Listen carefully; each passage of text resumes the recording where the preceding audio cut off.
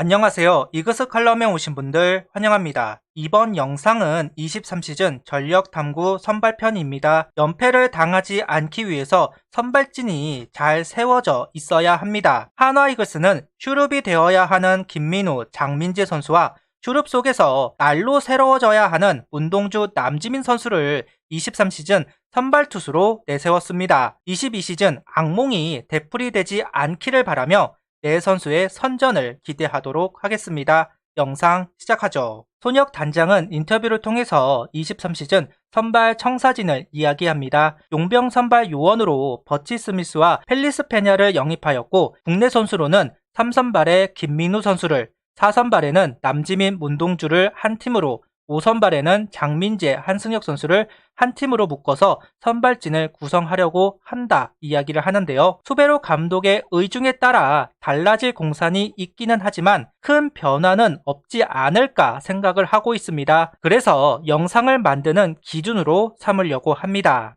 연패, 22시즌 한화를 괴롭힌 단어입니다. 연패가 길어지지 않기 위해선 선발진이 안정되어 있어야 합니다. 그와 동시에 유망주 선수들을 안착시켜야 하는 23시즌이기도 합니다. 의도대로 풀리면 좋겠네요. 일단 한승혁 선수부터 잠깐 언급하고 넘어가도록 하겠습니다. 저는 한승혁 선수를 주축 선발이 아닌 대체 선발로 분류 소개하려고 합니다. 손혁 단장이 말한 한 팀은 두 선수가 30경기를 나누어서 채운다는 이야기입니다. 그런데 15경기씩 나누는 것이 아니라 장민재 선수가 30경기를 다 던질 수도 있고 20대 10으로 나눌 수도 있고 25대 5로 나눌 수도 있다는 것이 손혁 단장의 설명입니다. 그런데 이 말이 대체 선발 1순위라는 말과 크게 다르지 않는 것 같습니다. 그래서 이번 주축 선발과는 맞지 않는다고 생각을 합니다. 그렇기 때문에 한승혁 선수는 주축 선발이 아니라 대체 선발로 설명하도록 하겠습니다. 문동주, 남지민 선수의 케이스는 뒤에서 이야기하도록 하죠. 22시즌 후반기 페이스를 이어가야 하는 김민우 선수부터 이야기하도록 하겠습니다. 선발 중 계산이 된다고 이야기할 수 있는 선수는 김민우 선수 단 한 명입니다. 올 시즌도 3선발로서 팀을 지탱해야 하는 김민우 선수인데요. 3년 동안 130이닝 이상, 2년 동안 150이닝 이상을 투구하면서 이닝 소화를 해준 김민우 선수입니다. WAR도 선발로 안착하고서 양수가 나오는 김민우 선수인데요. 손혁 단장은 많은 이닝을 소화한 것이 걱정되기는 하지만 계산이 되는 선수이니만큼 올 시즌도 감당해야 하는 역할이 있다고 이야기하고 있습니다. 희망적인 부분은 후반기 성적이 반등했다는 부분인데요. 손혁 단장의 코칭이 있었고 그 결과가 정말 좋습니다. 후반기 평균 자책점이 3.58, 완투승까지 할 정도로 성적이 좋아졌다는 것은 고무적입니다. 손혁 단장은 투구 템포가 조금 더 줄어든다면 더 좋은 투수, 더 좋은 성적을 기록할 수 있다고 이야기를 하면서 김민우 선수의 선전을 기대하는 모습을 보여주기도 했습니다. 문동주, 남지민, 한승주 비롯해서 여러 선발 유망주들이 아직은 미필 선수입니다. 구단은 차례차례 미필 선수들을 군입대 시켜야 하는데요. 스무스하게 군입대가 되고 복귀를 하고 1군에 안착하기까지는 시일이 걸릴 것으로 보입니다. 그만큼 김민우 선수가 부담을 견뎌내 주어야 합니다. 무너진다면 고스란히 그 부담은 문동주, 남지민 같은 유망주들에게 전가가 될 겁니다. 유망주들이 무리 없이 선발진에 안착할 수 있게 군 로테이션에 무리가 없도록 그리고 팀 성적을 끌어올려야 하는 리더가 되어 주어야 하는 김민우 선수입니다. 후반기에 보여준 그 모습이 이어져야 합니다. 그러면서 많은 이닝을 책임져야 하는 김민우 선수, 이번 시즌은 조금 더 집중하는 모습이 필요합니다. 손혁 단장이 5선발로 이야기하는 장민재 선수입니다. 아마도 문동주, 남지민 선수가 구속이 빠르고 버치 스미스 선수도 구속이 빠르다 보니까 그 사이 엄청 느린 속구에 장민재 선수를 사이에 두어서 타팀 타자들이 어색함을 느끼게 하려는 전략인 것 같습니다. 과거 두산이 유이간 선수를 활용할 때 리퍼트 선수 뒤에 나오는 전략과 같은 이유라고 생각을 합니다. 22시즌 커리어 하이를 기록한 장민재 선수, 포크볼에 슬라이더를 섞는데 성공하면서 레파토리가 다양해졌고 용병 이탈로 선발진에 합류했습니다. 연패 스토퍼로 활약하였고 23시즌은 선발로 출발하게 될 것으로 보이는 장민재 선수입니다.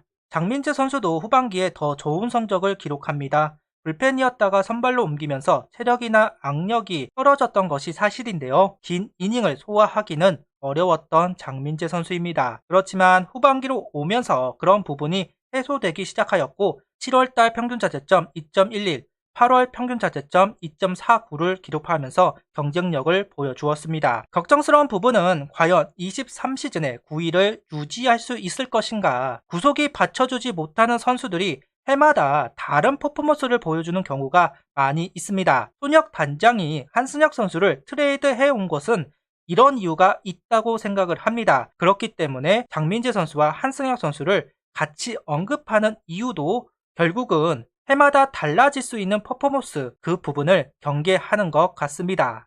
그래서 장민재 선수가 이번 시즌에 보여주어야 하는 것은 연속성입니다. 23시즌 경쟁력 있는 투구를 보여주어야 합니다. 그동안 불펜에서 선발로 이동했던 장민재 선수 매해 그래왔습니다. 어쩌면 루키 때 이후 처음으로 선발 출발을 하게 될 텐데요.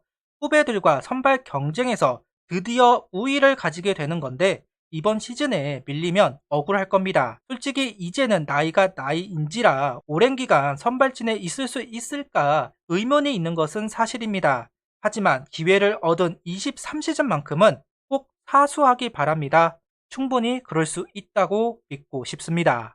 김민우, 장민재 두 수렵 속에서 확실하게 성장해야 하는 남지민 선수와 문동주 선수입니다.